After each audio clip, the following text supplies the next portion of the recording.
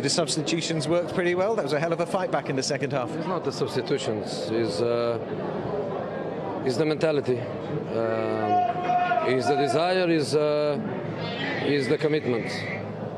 As I used to say, nobody is important, only the club is important. This is not about me, this is not about the players, this is about the club. And in the second half, the players, they gave absolutely everything, nothing more to give. We saw the explosion of relief. We heard the explosion of relief from the fans, from everybody. It was just was it a case of confidence when that first Juan Mata free kick went in? It seemed to bring the crowd to life and the players. You know, I am 55 years old, and in spite of it's the first time that I see in football a man hunting. I am 55. I am mature. I can cope with it, and I can live with it.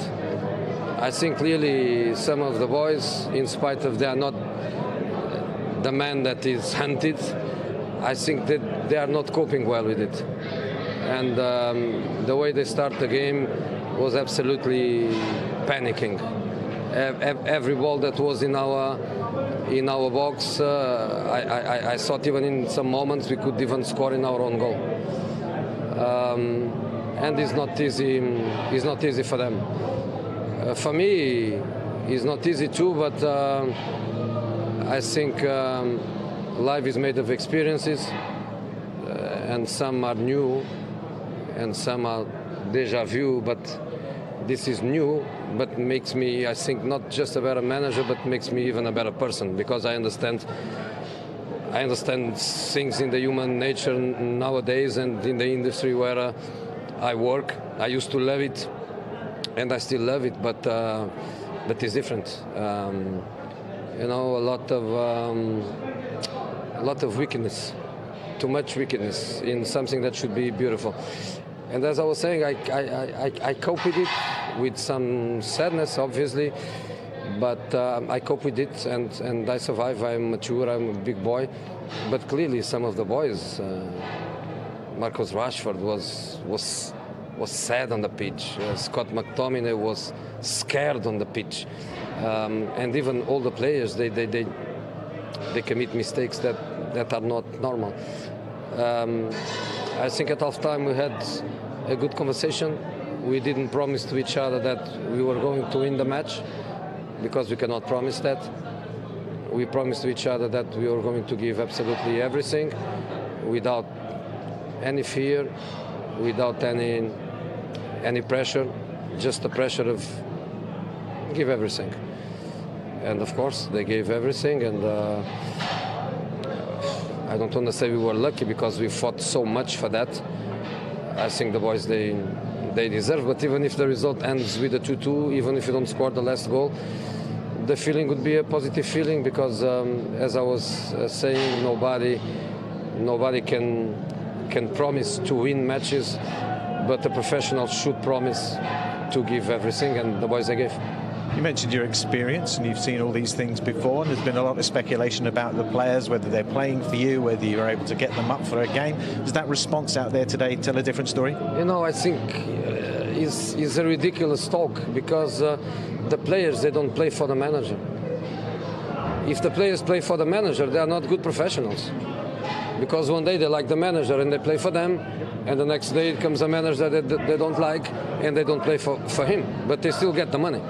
So I think it's a ridiculous talk. I don't think in BT you work better because you like your boss, and if a new boss comes and you don't like him, then you don't do your work professionally. It's not about that. It's not about that. And what I asked the players was exactly to give absolutely everything. Of course, we had some little tactical touches. Of course, we risk a lot. Of course, we went in different directions. We were trying to find the best way to play, and in the end, we won the match that I think we deserve to win. I think we deserve to win. I think the fans deserve to win. I think with 2-0 half-time, with all the dynamic of the man hunting, I think they behaved amazingly well for the team. You know, I don't even like people to sing my name.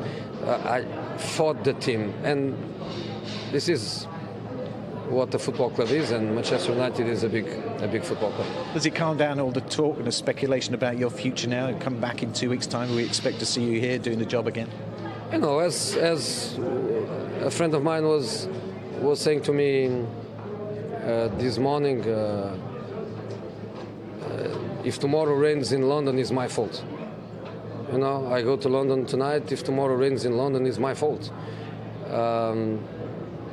You know, if there is some difficulty to have the agreement of the Brexit, it's my fault. And I have to be ready for all of this. I think a lot of wickedness,